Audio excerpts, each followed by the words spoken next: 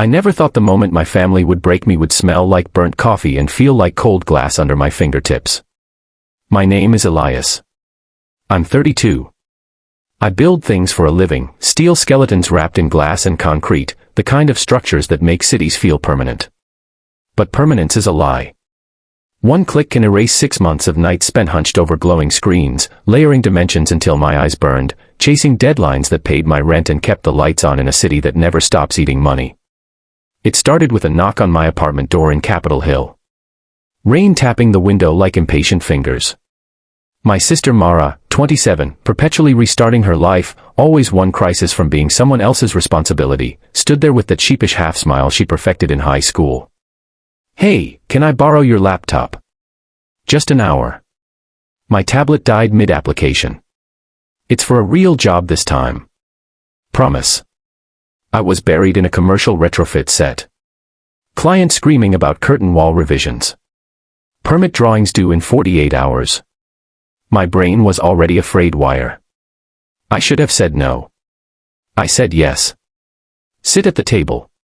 Don't move files. Don't install anything. 1 hour, Mara. I'm stepping out to grab food and meet a consultant. When I get back, it's mine again. She nodded too fast. "You're a lifesaver, Eli." I left. 2 hours stretched into 4 because the consultant ran late and then Mom called, insisted I swing by 4, quick dinner, your father's making ribs, Mara's here too, family time. Guilt is their favorite currency. I paid it. When I walked back into my apartment the place felt wrong. Too quiet. Laptop gone. Screen dark. My pulse dropped into my stomach like wet cement. Texts flew. Me, where's my laptop? Mara, still using it. Chill, it's fine. Me, bring it back. Now. Mara, tomorrow. Swear. Super busy. Tomorrow became next week became excuses layered like bad drywall, friend's place, dead battery. Overslept, emotionally overwhelmed, stop pressuring me, you're making me anxious. I limped along on an ancient desktop that wheezed every time I opened Revit. Pulled ghost versions from client email chains. Rebuilt sheets from memory. Lost nights. Lost precision. A client wrote, "Elias, your response time is slipping. We have options." Another, "If this drags, we'll pivot to someone local." Week 3 I showed up at Mom's house in Rainier Valley unannounced. Mara on the couch, feet up, phone in hand, bowl of cereal balanced on her stomach. My laptop. Now. She chewed slowly. "It's charging." "Get it." Mom appeared from the kitchen, dish towel twisted in her fists. "Elias, lower your voice. She's had a rough week." Rough week. My laugh tasted like rust. She took my office for 21 days. I have deadlines breathing down my neck. Mara rolled her eyes. "It's not that deep. It's a computer." Mom stepped between us. "Don't talk to her like that. She's trying." I left empty-handed. Again. Then the night she finally returned it. She pushed through my mom's front door like she was dropping off dry cleaning. Placed the laptop on the counter. No case. No charger. Just the machine. I opened it. Default blue sky wallpaper. No dock. No project folders. No custom libraries. No trace of the life I'd built inside it. I looked at her. Voice low.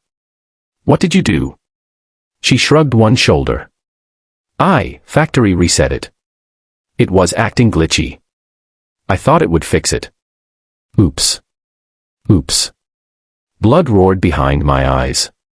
6 months, revisions, client markups, 3D models I'd iterated until my hands shook, permit applications, invoices tying payments to deliverables, gone.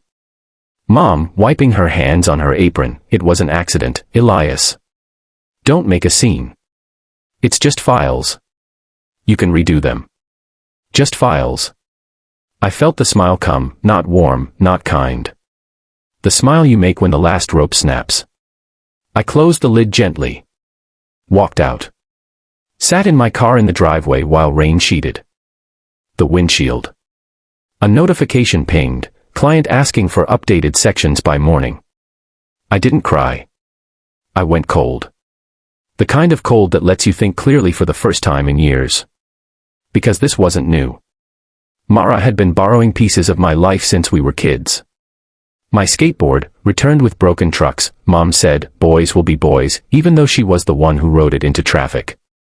My college textbooks, pages torn for her art projects, Dad said, she's creative, lighten up.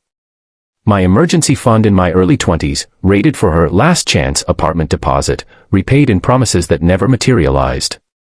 Every time, the same script, she's sensitive, she's struggling, you're the stable one, family helps family. But family doesn't erase your livelihood and call it oops. That night I didn't sleep. I documented. Timestamps from texts begging for the laptop back. Screenshots of client frustration. Photos of the wiped machine. A list of recoverable costs, hours lost, penalties looming, data recovery estimates I researched at 3 a.m. Next morning I called a forensic level recovery lab downtown. The tech on the phone sounded tired but kind. Don't boot it again. Bring it in sealed.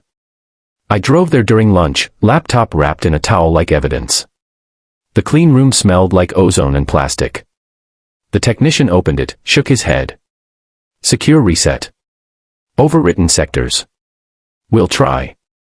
But expect partial at best. And it's not inexpensive. I paid the deposit anyway. Then I called a lawyer who specializes in civil damages. No drama. Just facts. Do you have proof of value? Proof of negligence? I had everything. He drafted a demand letter overnight. Data recovery fees. Lost billable hours. Contractual penalties already accruing. Emotional distress secondary but noted. I printed it. Drove to Mom's again. They were all there, family dinner, ironic as hell. I set the folder down. This is what's happening. Mara laughed nervously. What, you're suing me? Mom snatched the letter. Skimmed. Face purpled. You wouldn't dare. I already did. Dad, quiet until then, you're destroying us over a laptop. No, I said. I'm done letting you destroy me and calling it love. I walked out to shouting. Door closed behind me like punctuation. Papers were served 10 days later. Mara got them at her new temp gig, process server comm, professional, everyone watching. She texted me a wall of caps, how could you do this to me? I stared at the screen. Felt nothing sharp. Just quiet. Mom called sobbing.